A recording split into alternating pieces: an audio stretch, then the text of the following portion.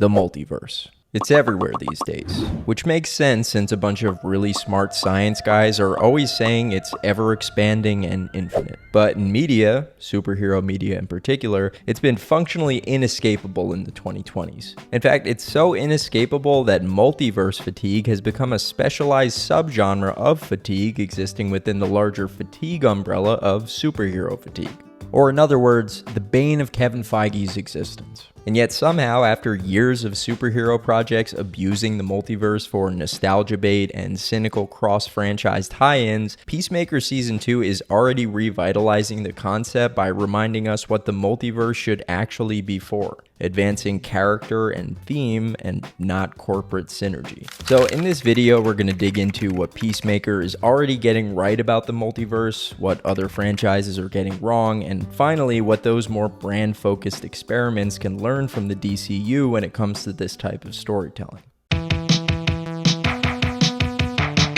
It's no wonder Peacemaker's lead character wants to jump ship on his universe for a better one, because Season 2 kicks off with almost every main character spiraling out in terrible circumstances. Harcourt and Adebayo find themselves blacklisted from government black ops work by Amanda Waller. Economos was able to land a job under Rick Flag Sr. at Argus, but unfortunately his only responsibility is narking on Peacemaker. And Peacemaker himself is stuck in an identity crisis. After being forced to kill his father, getting rejected and ridiculed by the Justice Gang, and saving a world that evidently couldn't care less about him, Christopher Smith is at an all-time low. Which is really saying something for a guy that recently had a bomb implanted in his brain by a sociopath. But at least Vigilante seems to be having a good time. Look up Alphax and then see if I know the answer. Since his own reality keeps disappointing him, Peacemaker is naturally enticed by a world where life has treated him more kindly. And in his dad's old quantum unfolding storage area, that's exactly what he finds. A world where his brother Keith never died, which in turn prevented his dad from ever becoming an abusive, bitter racist. In this alternate reality, we see Peacemaker, for the first time ever, surrounded by the loving family that trauma and tragedy stole from him. In the span of a single drunken conversation, he receives more love and familial affection than he got in an entire lifetime in his own universe. As his father and brother leave the room, Peacemaker quietly sobs, clearly overwhelmed with grief for the life that could have been his.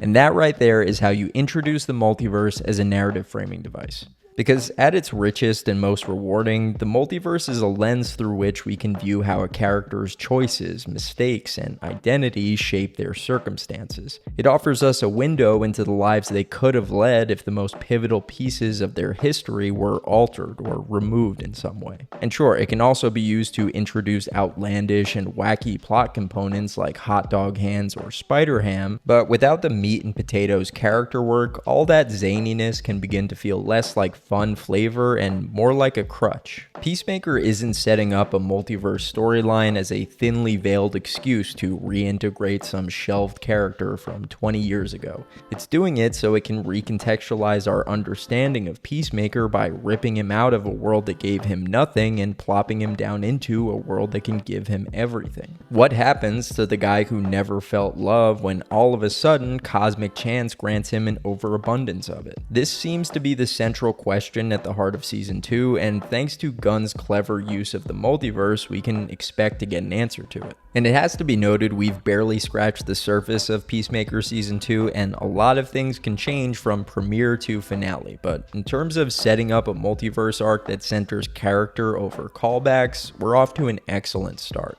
Unfortunately, the same cannot be said for some of these other superhero multiverses. In recent years, the multiverse has become less of a plot device and more of an exercise in branding, particularly for the MCU. And in some ways, it's almost understandable why that is. Post-Endgame, Marvel Studios faced a perfect storm of compounding narrative crises. They had to A, fill the Steve and Tony-sized hole in the audience's heart, B, find a way to escalate the stakes after the universal threat of Thanos, and C, fold the old Fox properties like X-Men and Fantastic Four into the MCU after the Disney buyout. And what better way to fix all three of those problems than by introducing the multiverse? Who cares about Tony and Steve? We got Andrew and Toby off the multiversal discount rack. So Thanos snapped away half of the universe. Big fucking deal.